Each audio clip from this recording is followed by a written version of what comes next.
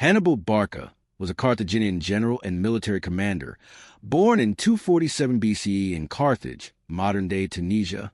He came from a powerful military family, with his father, Hamilcar Barca, being a prominent general during the First Punic War.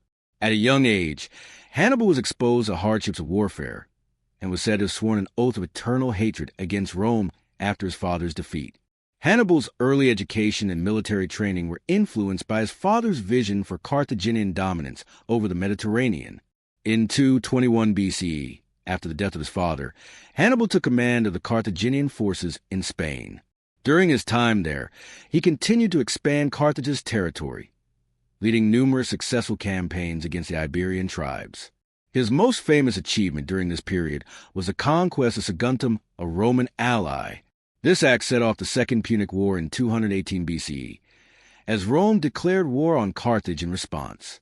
Hannibal's greatest military achievement came when he led an army of around 90,000 men, including infantry, cavalry, and war elephants, on an unprecedented journey across the Alps into Italy.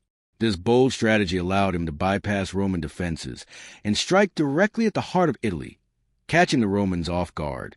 His crossing of the Alps is still considered one of the most remarkable feats in military history. Despite losing a significant portion of his army due to harsh weather, difficult terrain, and the constant threat of Roman attacks, Hannibal's army arrived in Italy in 217 BCE. Hannibal achieved a series of stunning victories in Italy. At the Battle of Trebia, 218 BCE, he decisively defeated a Roman army, employing tactical brilliance to trap the Romans in a well-coordinated pincer movement. The following year, he inflicted another crushing defeat at Lake Trasimene, where the Romans were ambushed in a narrow pass, leading to heavy casualties. But it was at the Battle of Cannae in 216 BCE where Hannibal delivered his most famous victory. Using a double envelopment tactic, Hannibal surrounded and destroyed a much larger Roman army, inflicting one of the worst defeats in Roman history. The loss was catastrophic for Rome, with estimates of Roman casualties reaching around 70,000 to 80,000 soldiers.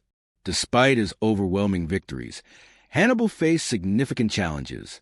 Although he had won numerous battles, he lacked the resources to capitalize on his successes.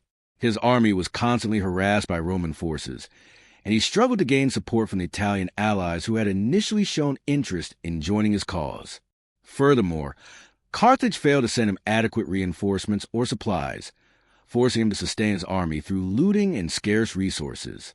While Hannibal continued to win battles, the Romans, under the leadership of generals like Fabius Maximus, adopted a strategy of avoiding direct confrontation, slowly wearing down Hannibal's forces over time.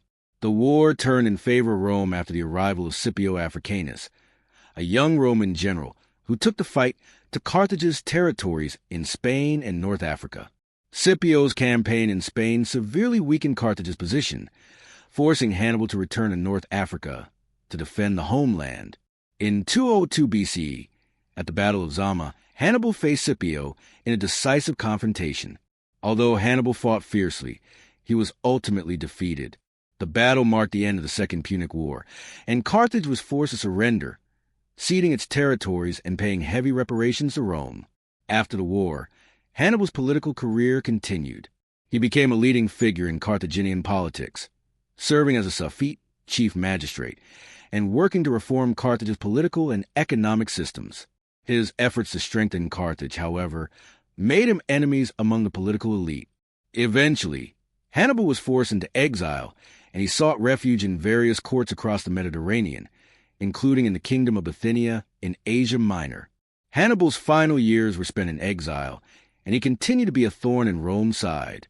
He was involved in several military operations in the eastern Mediterranean, including aiding Antiochus III of the Seleucid Empire in his campaigns against Rome. However, as Roman influence grew, Hannibal's options for resistance became more limited.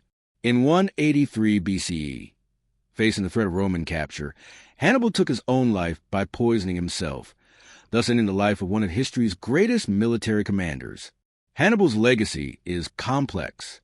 While he was unable to secure victory in the Second Punic War, his military genius and tactical innovations have had a lasting impact on military strategy.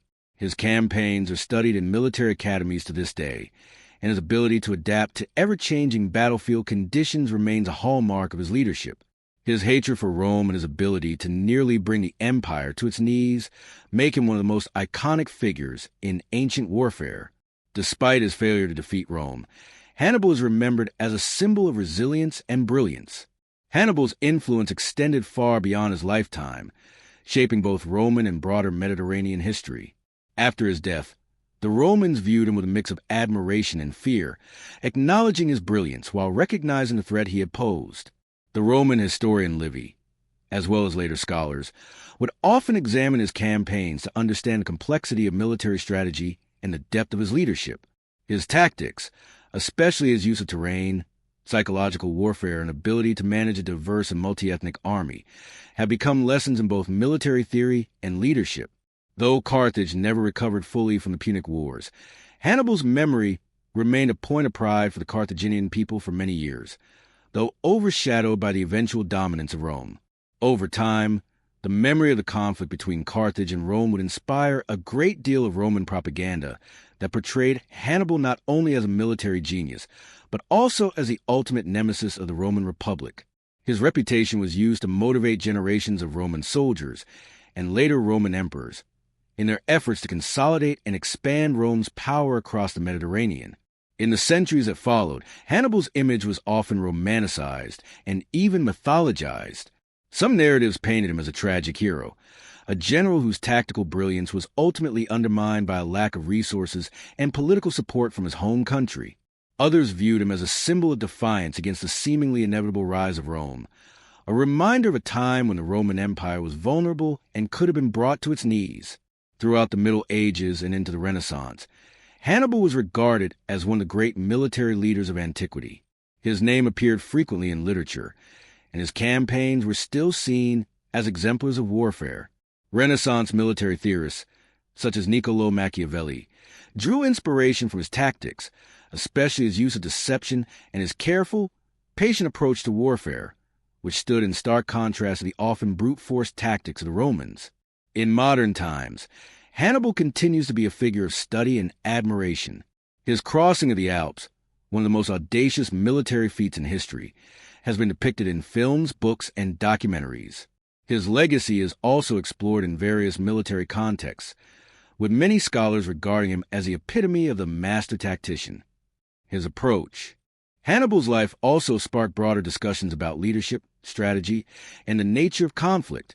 His ability to lead under extreme duress, his psychological acumen in dealing with both allies and enemies, and a profound understanding of terrain and logistics have made him a lasting figure in leadership studies. In particular, his capacity to maintain morale among his troops, even after suffering heavy losses, is often seen as one of his key strengths. His army, despite being smaller and less well-supplied than the Roman legions, displayed incredible resilience and discipline. In terms of Carthaginian history, Hannibal's role in shaping the city-state's military legacy cannot be overstated. Though his ultimate failure to bring about Carthage's victory over Rome sealed the city's fate, his influence on Carthaginian military tactics and strategies was profound. His campaigns in Spain and Italy not only exemplified the heights to which Carthaginian military prowess had reached, but they also highlighted the potential of the Carthaginian military machine when it was fully mobilized. While his direct influence on Carthage's future was cut short by his exile and death, the lessons of his campaigns have resonated throughout history, continuing to offer valuable insights into leadership, resilience, and the art of war. His life serves as a reminder of the delicate balance between strategy and circumstance, how even the most brilliant plans can be undone by factors beyond one's control, such as political support, resources, and the unpredictable nature of war itself. Ultimately, Hannibal Barca remains an enduring figure in world history, a symbol of daring ambition, intellectual military strategy, and a tragic tale of a brilliant leader who, despite his extraordinary achievements, was unable to secure ultimate victory. His story continues to inspire military commanders, historians, and strategists, solidifying his place as one of the most brilliant and complex figures in ancient warfare. Hannibal's legacy has also been re-examined in the context of warfare, where his battles and tactics have become cornerstones of military education. His tactical genius is often celebrated in the study of the art of war, His ability to understand the terrain, use deception to his advantage, and force his opponents into unfavorable situations marked him as a true innovator. His most famous battle, the Battle of Cannae, is often regarded as the pinnacle of battlefield tactics. The double envelopment maneuver he executed there, which trapped and destroyed a much larger Roman force, remains one of the most studied military strategies in history. In addition to his tactical brilliance, Hannibal's leadership was characterized by his ability to maintain the cohesion of a diverse army composed of different ethnicities and cultures. His forces included not only Carthaginian soldiers, but also mercenaries and soldiers from conquered territories, such as Iberians, Gauls, and Numidians. Managing such a diverse force under harsh conditions was no easy feat. Yet Hannibal's leadership kept his army united for years, despite dwindling supplies, heavy losses, and the constant threat of Roman retaliation. This remarkable ability to motivate his troops and maintain their morale despite hardships is often cited as one of his greatest achievements. His military genius extended beyond the battlefield. Hannibal was also a master of logistics and supply management, understanding that his army's survival depended on his ability to keep it well-equipped and provisioned as it moved deeper into enemy territory. His crossing of the Alps, often considered one of the greatest military feats in history, would have been impossible without careful planning and the ability to manage scarce resources. Even in the face of extreme weather and the loss of many of his elephants and soldiers, Hannibal's ability to adapt and push forward speaks volumes about his resilience and tactical mind. Although Hannibal's ultimate failure to defeat Rome and his death in exile in 183 BC marked the end of his direct influence, the consequences of his campaigns were far-reaching. The Second Punic War had severely weakened Carthage, and despite the brilliance of its military leaders, the city-state was never able to fully recover. Rome, on the other hand, emerged from the war stronger, having learned from its mistakes. The Romans adapted their military strategies and, over time, transformed their army into a more flexible and formidable force, ultimately paving the way for the rise of the Roman Empire. Hannibal's campaigns also influenced Roman political culture, leading to a deeply ingrained sense of fear and respect for military genius. The Romans saw Hannibal not just as a military leader, but as an embodiment of their most formidable enemy. His memory lived on in Roman consciousness, serving as a reminder of the fragility of their empire, which had once seemed invincible but had been nearly undone by this one Carthaginian commander. His example also fueled Rome's desire to prevent any future challenges to its dominance in the Mediterranean. For this reason, even after his death, Hannibal remained a symbol of resistance and an enduring figure in the collective memory of Rome. In the centuries following his death, scholars and military theorists continued to examine his life and campaigns. The tactical lessons drawn from Hannibal's battles influenced military leaders and theorists, including Karl von Clausewitz, who acknowledged the brilliance of Hannibal's strategies. Modern-day military thinkers and generals, such as Napoleon Bonaparte, have cited Hannibal as an influence on their own campaigns, often praising his tactical flexibility and ability to adapt to changing circumstances. Napoleon, in particular, admired Hannibal's strategy at Cannae, drawing parallels between his own military exploits and those of the Carthaginian general. In addition to his military and strategic influence, Hannibal's story became a subject of fascination in literature and popular culture. His legend was immortalized in works of art, historical fiction, and film. In some portrayals, Hannibal is depicted as a tragic hero, an unstoppable force of nature, whose brilliance was ultimately thwarted by circumstances beyond his control. These depictions often emphasize his steadfastness, his personal determination, and his commitment to his people and his cause. In other instances, Hannibal's image has been romanticized as the quintessential anti-Roman figure, standing as a symbol of defiance against an empire that would later dominate the ancient world. Though his life ended in relative obscurity and personal defeat, Hannibal Barca's place in history remains secure. His legacy transcends the confines of his time, offering timeless lessons in military strategy, leadership, and resilience. He is remembered not only for the wars he fought, but also for the sheer audacity of his campaigns, and the way he reshaped the nature of warfare during his lifetime.